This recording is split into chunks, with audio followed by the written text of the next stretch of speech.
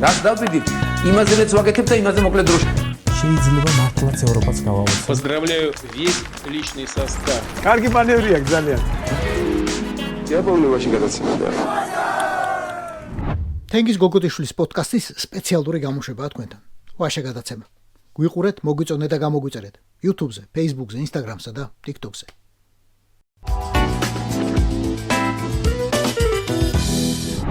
რუბიო ეჩხუბა ნატოსა და ევროკავშირის ლამის ყველა ლიდერს და დაუმეგობრდა კობახიძეს მაინც.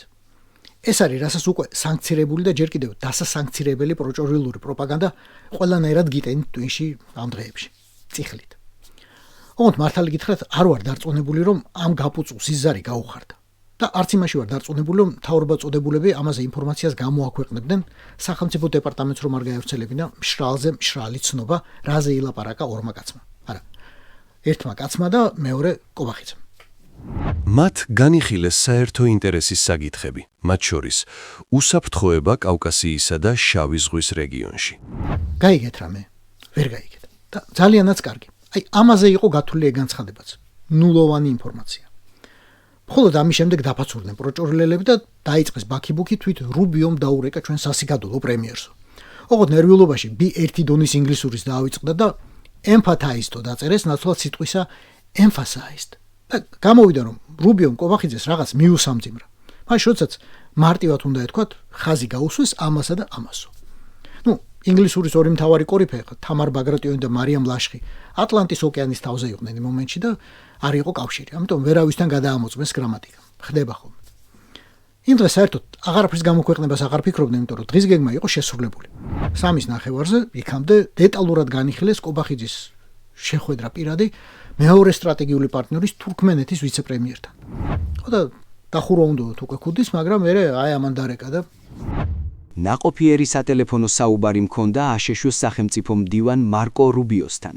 ხაზი გავუსვით პარტნიორობის განახლებისა და საქართველოს როგორც სამხრეთ კავკასიაში ძლიერი პარტნიორის როლის გაძლიერების მნიშვნელობას.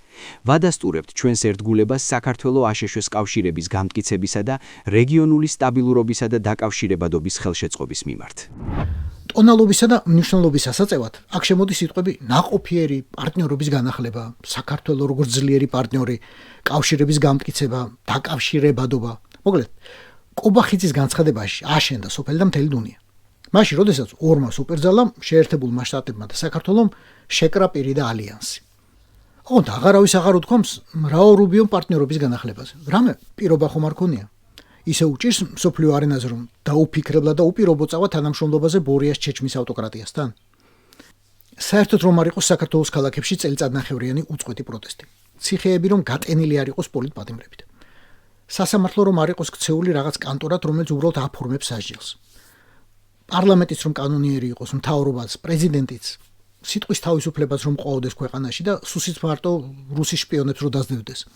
ასეთ შემთხვევაშიც კი აბსოლუტურად წარმოუდგენელია უპირობო თანამშრომლობა ხელისუფლებასთან, რომელიც ყველა ირანელი ტერორისტის ქელეხში კორკოც ხარშავს და მათი დროშის ფერებში ანათებს ანძას. აბსოლუტურად წარმოუდგენელია უპირობო თანამშრომლობა და სუფთა ფურცლიდან დაწყება, გადატვირთვა, აი რა ვიცი, რაც გნებავ დაარქვით. ჩეჩმის ავტოკრატიასთან, რომელიც ბედავს, დაიბაროს, ყური აუწიოს ბრიტანეთის, ევროკავშირის, გერმანიის და სხვა ელჩებს და აჯარიმოს ფინეთის საგარეო საქმეთა მინისტრი. დედის სული უტრიალოს ევროკავშირისა და ნატოს ხელმძღვანელობას. ამავე დროს უბრალოდ ვერ ბედავს დაიბაროს ირანის ელჩი, რომელიც ღია მუქარის წერილებს აქვეყნებს. ისინი, ვინც კუშინ დონალდ ტრამპს მხარი აუბეს, დღეს იძულებულნი არიან ამ ნაბიჯის ფასი გადაიხადონ.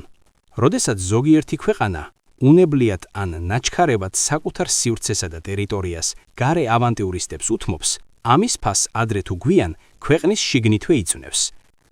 ყურადღება მივაქციოთ ამ ფრაზას. არც ერთი ქვეყანა არ არის დაცული რეგიონული კრიზისის შედეგებისგან. კრიზისი ბევრად უფრო ახლოსაა, ვიდრე ერთი შეხედვით ჩანს. შეერთებულ შტატებს საქართველოში ელჩი ივნისიდან აღარ ყავს. ახლა აპრილია, რავით, 10 თვე გამოდის და რა დიპლომატები დაელიათ? არა, რა თქმა უნდა. უბრალოდ აქამდე ვერ მოიცალეს ბორია რუსისთვის. რუბიო ზარი შეიძლება იყოს პირველი ნიშანი, რომ ვაშინგტონში ვიღაც უკვე ალაგებს ჩემოდანს. სხვაგვარად რაღაც გამოიკვეთა, პოლიტიკის მსგავსი. ტრამპი როდესაც ახელისუფლებაში არასდროს იცი, ეგ შეიძლება კარგი იყოს თუ ცუდი, მაგრამ მეორეს მხრივ თუ საერთაშორისო ზეწოლის გაძლიერებაზე ვსაუბრობთ. ეს ზეწოლა პროჭორველმა რამენაირად ხო უნდა იგრძნოს დასავლეთის მდუმარებით? რა თქმა უნდა არა.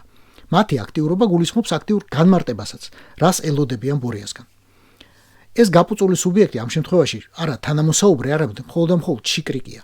ამბის გადამცემი. რაკი თვითონ ის რუსის ოლიგარქი როგორც ამბობს, არ პასუხობს ზარებს და არ ხსნის მისთვის გამოგზავნილ წერილებს.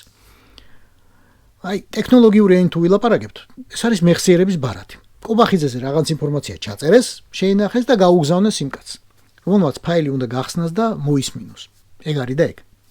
რა და როგორ უთხრა რუბიომ კობახიძეს? არა, რა ტონალობაში ჩაწერა რუბიომ კობახიძის მყარ დისკზე. ეს განისაზღვრა სახელმწიფო დეპარტამენტის ვიღაც წარმომადგენლის ჩამოსვლით რამდენიმე დღით ადრე. პრინციპში მეხუთე ან მერვე კლასის ჩინოვნიკი თბილისში მიიღეს, წაიყვანეს ანაკლიაში და ალბათ მოუყვნენ, რომ აქ ვიღაცები ამერიკულ საზღვაო ბაზასაც კი გულისხმობდნენ ოდესღაც. შემდეგ კი ქართველების საკუთარი კალმებით არჩეულმა რუსებმა ყველას ფეხი ამოუკვეთეს და იქაურობა ჩინელებს გადააბარეს. თუმცა მგონი მაგ ჩინელებსაც დიდი ენთუზიაზმი აღარ ეტყობათ. რუბიოს სათქმელის ტონალობას განსაზღვრავს ქვემო ქართლში ლამის გამოცხადებული ჯიჰადი, რომლის მახვილი მზეზე თბილისში ალაპლაპდა ეგერ. რუბიოს სათქმელის ტონალობას განსაზღვრავს კავკასიაში ტრიპის პროექტის პერსპექტივა, რომელიც აზიური ტვირთებისთვის დასავლური ბაზრებისკენ გაჭრილი გზაა, ტრამპისთვის კი არის გზა ნობელის მშვიდობის პრემიისკენ. რუბიოს სათქმელის ტონალობა განსაზღვრა ტრამპის ადმინისტრაციის ხისტმა მეთოდებმა, რაც ბევრმა ჩაგრულმა ერმა რეჟიმისგან გათავისუფლების ნიშნად მიიღო. იმავე ირანში, ვენესუელაში, კუბაში. რუბიოს სათქმელის ტონალობა განსაზღვრა აი ბოლო თვეების მოულოდნელმა დიალოგმა ლუკაშენკასთან. სანქციების ნაწილობრივი მოხსნის ფასად ასობით პოლიტპატიმრის გათავისუფლება. და კიდევ ბევრმა დიდმა თუ პატარა ცნობილმა თუ საიდუმლო ამბავმა. ამ ფიქრს თუ დავიწყებთ, ან დავასრულებთ მაინც განსჯით, შეერთებულ შტატებს უფრო სჭირდება საქართველოს თუ საქართველოს უფრო სჭირდება შეერთებული შტატები, აი, მან მგონი ბევრი ამოცანა თავისით ამოიხსნება. თუმცა, ყველა არა. ირანის ომმა ვაშინგტონში საქართველოს საკითხი გააცოცხლა და გაახსენა, რომ ეს ქვეყანა ოდესაც სტრატეგიულ პარტნიორად ცნობილი, ელემენტარულ ყურადღებას მაინც იმსახურებს. რავი ხა, მაგის ჯანიც არ იყოს, იქნებ ღირდეს მისი გამოგლეჯა ლავროვისა და ნარიშკინის ხელიდან და პუტინის ტრაგიდან. ეს იყო ვაშა გადაცემის სპეციალური გამოშვება. თენგიზ გოგოტიშვილთან ერთად. გვიყურეთ, მოგვიწონეთ და გამოგვიწერეთ Facebook-ზე, YouTube-ზე, Instagram-სა და TikTok-ზე. რაც დავიდით, იმაზეც ვაკეთებ და იმაზე მოკლედ დროში. შეიძლება მართლაც ევროპაც გავავოცოთ. Поздравляю весь личный состав. კარგი მანევრია ძალიან. იაპონიაში გადაცემდა.